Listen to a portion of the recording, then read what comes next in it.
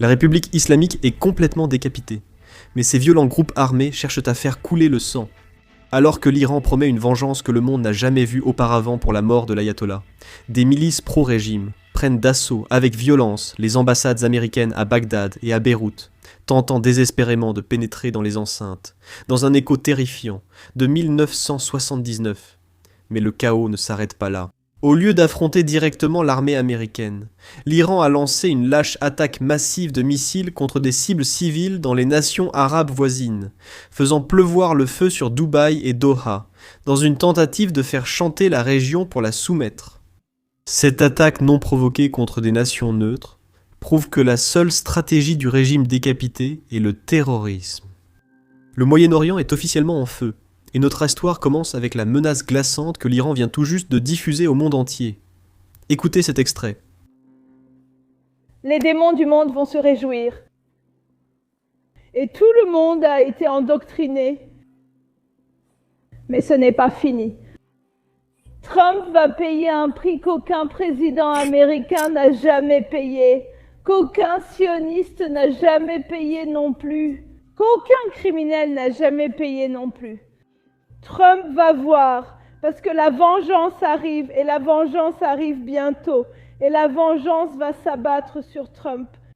Après tous ceux qui ont facilité cet assassinat, il paiera le prix ultime. Ce n'est pas uniquement par des millions d'Iraniens. Ce n'est pas seulement par des millions de personnes dans les pays de la résistance. C'est aussi par ceux qui ont récemment rejoint la résistance. Après l'annonce de la mort de Khamenei, la télévision d'État iranienne et les gardiens de la révolution ont promis une vengeance inédite. L'opération offensive la plus dévastatrice de l'histoire des forces armées de la République islamique contre Israël et les bases américaines dans la région va commencer dans quelques instants. Ils appellent cela l'opération Promesse Honnête, la 6e vague. Le président Trump a réagi aux déclarations de l'Iran, affirmant que ce pays venait d'annoncer vouloir frapper plus fort que jamais aujourd'hui. Il ferait mieux de ne pas faire ça. Cependant, s'ils le font, nous les frapperons avec une force jamais vue auparavant. Maintenant, voici la partie intéressante. La riposte iranienne avait déjà commencé au moment où le président Trump a publié cette déclaration. Mais les missiles ne sont pas la seule menace dont dispose l'Iran. Vous voyez, les ambassades américaines dans la région subissent une pression extrême de la part des manifestants pro-iraniens.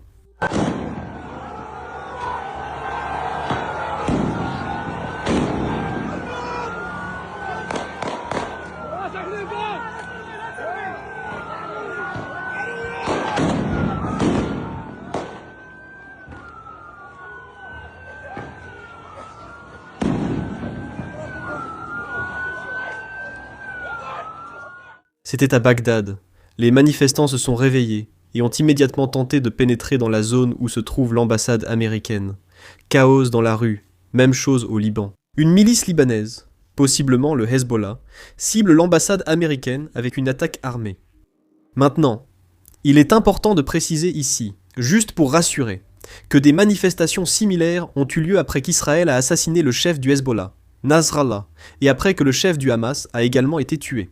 Les deux fois cependant, les manifestations ont été calmées et il ne s'est rien passé à l'ambassade, mais les tensions sont actuellement plus fortes que jamais.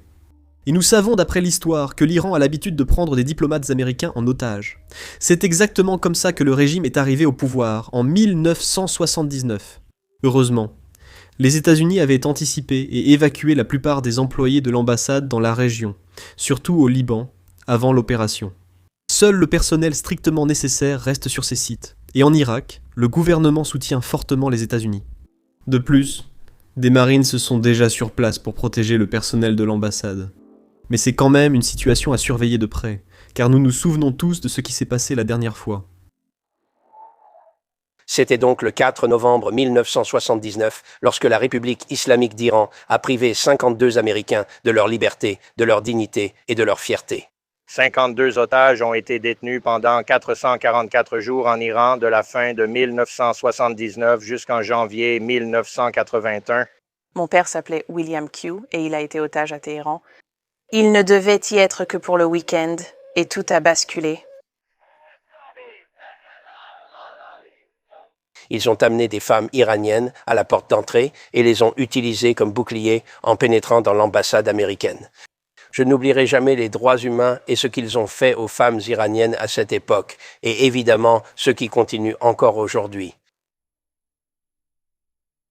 À travers les fenêtres brisées, je me souviens d'entendre la circulation commencer le matin, atteindre son pic, puis s'estomper. Et il y avait le premier jour, le 5e jour. Et tu es assis là à penser que tu es oublié de Dieu? Ma famille et mon pays. Et c'est cet ordre qui m'a maintenu en vie et permis de survivre à tout ça. Nous avons été libérés le 20 janvier 20 minutes après que le président Carter a quitté ses fonctions. Il y a une différence entre les relations avec le peuple iranien et celles avec le gouvernement iranien. Ce sont deux choses totalement différentes. Le peuple iranien regarde davantage vers la culture occidentale comme quelque chose qui l'intéresse et qu'il apprécie. Le régime, évidemment, s'oppose à l'influence de la culture occidentale en Iran. Les jeunes générations arrivent et elles n'ont pas le même état d'esprit. Elles souhaitent plus de liberté et d'ouverture sur le monde. Et maintenant, on les fait reculer au lieu de leur permettre d'avancer. Je crois vraiment qu'il y a beaucoup d'Iraniens qui aimeraient avoir mieux que ce qu'ils ont. Donc, comme ils diraient en Iran, Inch'Allah, si Dieu le veut, cela pourrait arriver. Maintenant, parlons de la véritable riposte militaire de l'Iran. Car les chiffres racontent une histoire que l'Iran ne veut pas que vous compreniez. Mais comme vous le savez, chaque fois que nous parlons de frappe militaire, YouTube a tendance à restreindre nos vidéos, donc vous ne les voyez pas sur votre page d'accueil. Donc, si vous regardez la vidéo, n'oubliez pas de cliquer sur le bouton s'abonner ci-dessous. Ça nous aide avec l'algorithme et ça vous permet de voir nos prochaines vidéos. Maintenant, regardons les chiffres. Les médias iraniens confirment avoir lancé des missiles et drones contre le Qatar, Bahreïn, Israël, le Koweït et les Émirats arabes unis. Le dernier point est crucial car les Émirats arabes unis sont les plus durement touchés de cette liste. Mais ils n'ont même pas frappé l'Iran. Ils n'ont même pas accueilli les avions qui ont tué Khamenei. Et pourtant, ils sont frappés comme s'ils étaient l'ennemi principal. Dans les premières 24 heures, l'Iran a tiré 140 missiles et 200 drones sur les Émirats arabes unis, 66 missiles sur le Qatar, 45 missiles et 9 drones sur Bahreïn, et environ 130 missiles sur Israël. Pensez-y, les Émirats arabes unis sont punis comme s'ils avaient tué Khamenei. Israël l'a réellement fait, et il reçoit moins de missiles. Ce n'est pas une vengeance proportionnelle, c'est le chaos pour le chaos. Alors la question se pose, pourquoi l'Iran s'en prend-il aussi fortement à ces pays? Eh bien, le ministre iranien des Affaires étrangères est en fait passé à la télévision américaine hier pour s'expliquer. Mais son explication n'a pas vraiment de sens. Écoutez par vous-même. En fait, nous la gérons. Nous gérons la situation. Et j'étais en contact avec, vous savez, mes collègues dans le Golfe Persique. Et je leur ai expliqué que, vous savez, nous n'avons aucune intention de les attaquer, mais que nous attaquons en fait les bases américaines par légitime défense. Nous ne pouvons pas simplement rester assis et les regarder nous attaquer sans répondre, simplement parce que leur base se trouve dans un pays voisin ami. Donc je leur ai expliqué et j'espère qu'ils comprennent cette situation. Un autre point que je dois mentionner est... Il dit que l'Iran attaque ces pays uniquement parce que des bases américaines s'y trouvent. Mais regardez qui est réellement blessé. Ce ne sont pas les militaires américains, ce sont des citoyens émiratis, des citoyens qataris, des civils koweïtiens et des touristes qui se trouvent par hasard dans ces pays. Donc ce que l'Iran dit au monde n'est pas la véritable raison. La véritable raison est en fait beaucoup plus simple. L'Iran sait que les cibles militaires sont trop bien défendues. Les bases américaines sont protégées, et Israël l'est sans doute encore mieux. Ainsi, l'Iran ne peut pas vraiment atteindre sérieusement les États-Unis ou Israël. Alors il cible les civils, les hôtels, les appartements, les aéroports, tout ce qui crée le chaos. C'est le même régime qui a tué 30 000 personnes de son propre pays en janvier. Ils n'ont aucun problème à tuer des civils étrangers, surtout quand ils croient que c'est un combat pour leur survie. Je vais vous montrer ce qui se passe vraiment à Dubaï, aux Émirats arabes unis, car c'est dévastateur.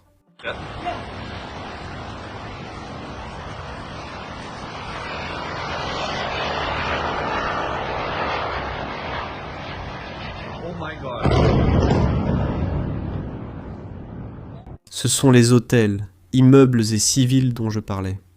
Il est impossible que l'Iran puisse prétendre qu'il vise qu'aux des cibles militaires. Ensuite, nous avons eu une situation dangereuse. Un débris est tombé très près d'un caméraman. Voilà à quoi ressemble la vengeance iranienne. Regardez.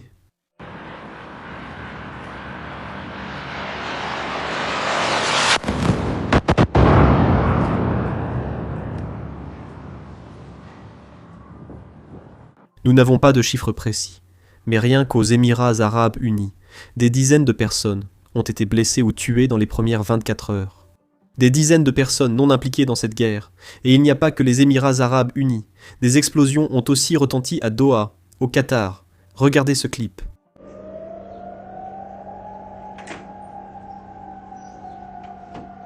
En plus de cela, il ne s'agit pas seulement des dégâts matériels. L'Iran vise l'économie de Dubaï et de Doha, et ça fonctionne. L'aviation représente 27% du PIB de Dubaï, 18% de l'ensemble de l'économie des Émirats arabes unis. En fait, l'aéroport international de Dubaï est le plus fréquenté au monde. Il génère environ 4 milliards de dollars de revenus directs pour le gouvernement. Et cet aéroport est maintenant fermé depuis plus d'une journée. Des milliers de personnes, voire des dizaines de milliers, sont bloquées dans l'aéroport, venant du monde entier, et les gouvernements s'efforcent d'évacuer leurs citoyens. Pendant ce temps, l'Iran continue de frapper précisément cet aéroport. C'est complètement fou. Voici les images de l'aéroport en train d'être frappé, alors que des gens sont visibles. Regardez.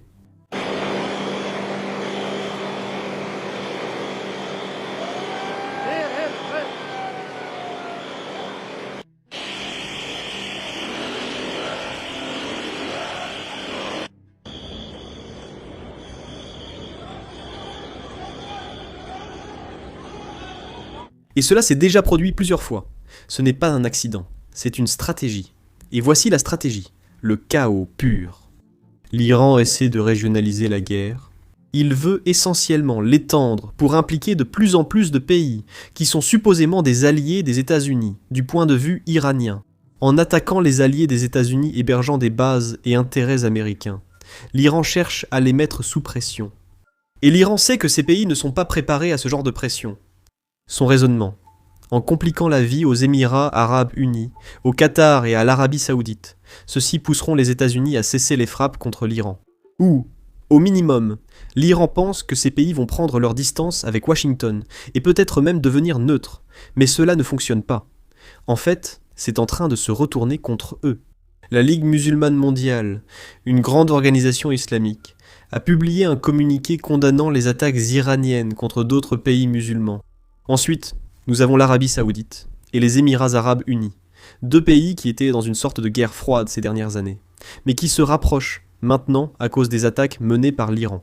Ces pays étaient en réalité aussi neutres qu'ils pouvaient l'être. L'Arabie saoudite a même annoncé publiquement, avant le début de l'opération, qu'elle n'autoriserait pas les avions américains à utiliser son espace aérien. Ils n'étaient pas impliqués dans cela, ils ne prenaient pas parti. Mais maintenant, ils voient à quoi ressemblera leur avenir si ce régime survit, et cela ne leur plaît pas.